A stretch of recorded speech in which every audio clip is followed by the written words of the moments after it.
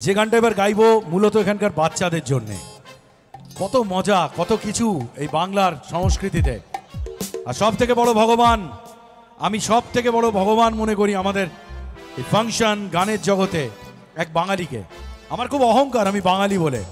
আমরা 25 কোটি জনসংখ্যা নিয়ে সারা পৃথিবীতে আজকে সপ্তম। অনেক জাতি আছে আমাদের মতো নেই, যারা রাত্রে ঘুমোতে যাওয়ার আগে 3টে নোবেল একটা অস্কার নিয়ে ঘুমোতে যায়। আর কোনো জাতি এরকম চায় না। আমাদের বাউল, আমাদের মাঝি, আমাদের চাষি যে গান গায়, যে গান তাদের কাছে আছে, অনেক দেশে অনেক কালচার, অনেক সংস্কৃতি আছে, এত কবিতা, এত গান কোনো দেশে কোনো জাতির নেই। এতটা অহংকারের আমরা জাতি। 3টে নামের দৌলতে আমরা 1000 বছর বেঁচে থাকতে পারি। রবীন্দ্রনাথ ঠাকুর, সত্যজিৎ রায়, স্বামী বিবেকানন্দ, এই 3টে নামই যথেষ্ট।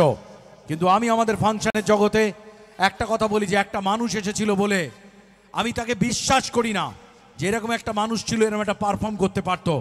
বম্বেতে Bangla film music, Indian film music, সারা পৃথিবীতে তার গান গেয়ে তার মতো বিহেভ করে আজকের তারিখেও হাজার হাজার লোক রোজগার করেন সারা পৃথিবী জুড়ে। তার নাম কিশোর কুমার গাঙ্গুলি।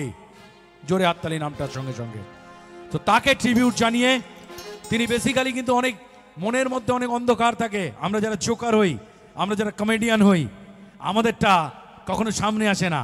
আমরা চাই আমরা যখন সামনে আসব, মানুষ শুধু হাসুক, মানুষ শুধু হাসতে থাকুক, মানুষের মন যেন, মুখ যেন সবসময় আলোকময় থাকে।